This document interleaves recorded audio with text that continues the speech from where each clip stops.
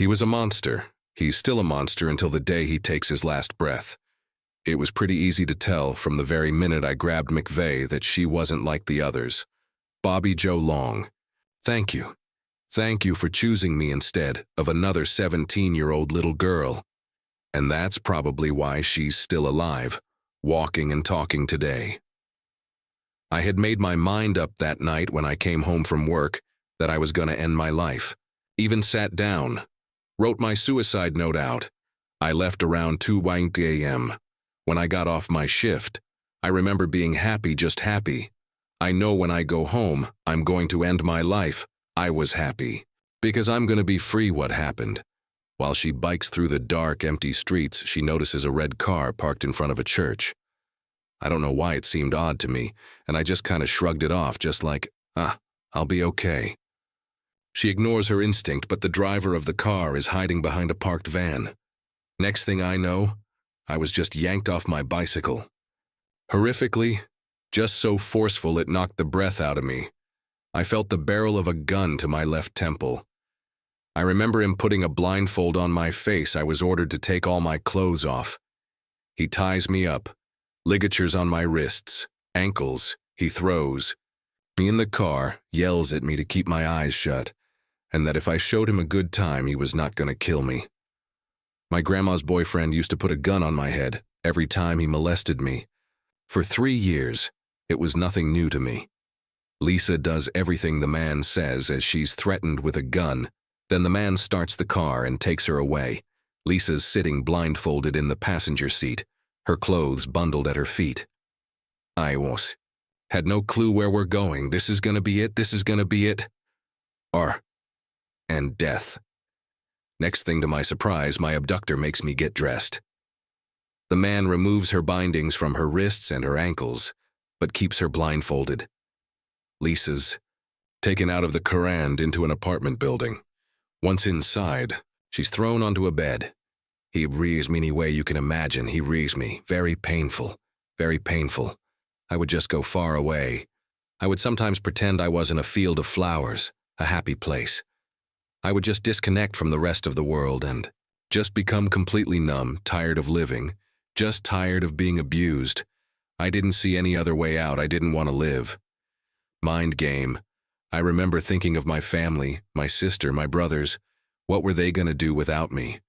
And I kept thinking, I got to get out of this some way, somehow. I have to get out of this. I had to reach down deep in my soul. I just had a new sense of wanting to survive. I would do whatever it took. She asks to go to the bathroom. He refuses. She insists, claiming she would pee right there in the bed. If he denies her to go, he allows her to go in where she could be alone for a moment. Her plan has worked.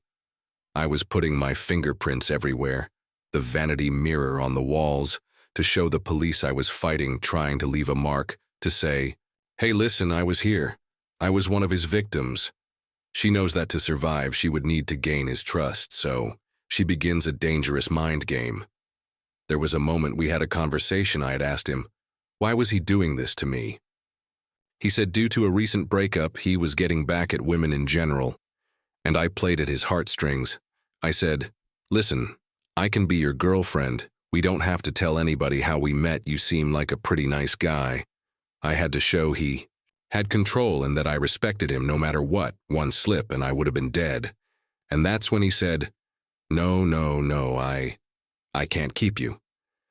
He told me to get some rest, get some sleep. It'd be over in a little while. Around 3:30 a.m., the man takes Lisa out into the car. He drives her off, blindfolded again. She starts to see her end is near. As he's putting the blindfold on me, was trying to tighten my jaw so it would be a little loose. Everything that I saw, hear, touch, smell, taste, whatever, I would just store it in my memory bank in case if I did get out of this alive. I can go to the police to get him caught. I remember the car being loud like it needed a tune-up. I remember the lights passing on. The interstate. I could see it beneath my blindfold. I'm trying to see my surroundings. I'm trying to see where I'm at. I knew we were at an interstate because the air sound changed. It gets stronger. I saw 2 hotels. These 2 hotels were at the intersections off of Hillsborough Avenue. He proceeds west. the Interstate 275. I remember seeing a silver, piercing, shining light hit my eyes. It was the word Magnum on the dashboard. He decides to pull into a weird parking lot, told me to get out of the car, thought, great, he's gonna kill me here. He told me when I got out, I want you to stay there for 5 minutes. I was frozen, my mind's racing. Should I run? Should I walk? Is he watching me? Is he pointing the gun at me right now? Is he gonna run me over by his car? But he didn't. The man left her there and drove off after minutes that seemed like an eternity. Lisa finally decides to risk taking off her blindfold. I took my blindfold off, and the first thing I saw was this beautiful oak tree. I felt to my knees, and I started crying. I knew right there and then my life was going to change forever. To me, it was a sign of new branch of life. Now I wanted to live my life. Police don't believe her. But her struggle is not over yet. When she gets to the police station, she tells a detective everything that happened to her, but because Lisa has such composure, she doesn't look like other victims, and so the detective doesn't believe her. Lisa gets angrier and angrier, but she can't let her kidnapper get away and hurt someone else. We were finding a body. It averaged out about every 2 weeks. You know, if you don't solve it soon, someone else is going to die. I was asked by my detective to go in and talk to her, and I did talk to her. I took my wallet out of my jacket and showed her the picture of my daughter. And I told her, this is my daughter, she's your age. There's nothing I won't do to protect her, and I'm going to protect you. I started crying and I described the details of how my abductor looked through my hands. Small mustache, pockmarked face, small ears. I'd never seen a victim of a violent crime like this that had such recall. The breakthrough was the Rhodes girl's description of this car, the catalyst for a 24-hour surveillance of Long. He gave me a photo lineup, 6 pictures. I said, that's your guy. Just take your time. You gotta take your time. That's him, I'm telling you. That's your guy. He's the one that abducted me. We were confident that we had the right suspect. It was imperative for us to move as quickly as possible. All of a sudden they said, we've got him, and they ran out into the parking lot. They handcuffed him, put him in the car, read him his rights. Late this evening, investigating officers from the task force have arrested and charged Robert J. Longand. We have charged him with 9 counts of first-degree murder. Bobby Joe Long's arrest came with the help of a young girl, a teenager who he kidnapped. Now she got away, and then she helped lead detectives to the serial killer. But how many more would he have killed had it not been for the one victim who escaped him? November 4th, 1984, Bobby Joe Long released me. I promised myself I would never live as a victim. Bobby Joe Long, thank you for choosing me instead of another 17-year-old little girl.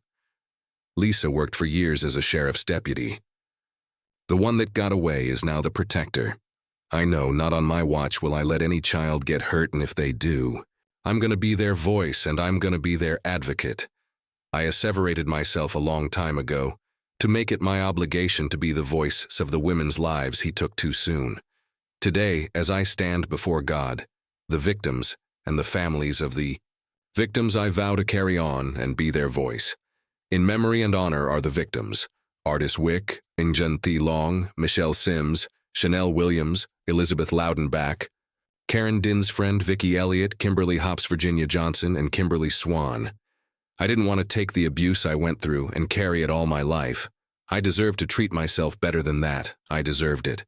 Once I broke those chains and that bondage I was in, I was able to see that I can make something, take something negative, all the negativity in my life, and turn something positive and grow from that. And each and every day, still today, I grow. To me, it's a lifetime journey. Healing, and it's just phenomenal. Love life to the fullest. I had a second chance and I'm gonna use it wisely.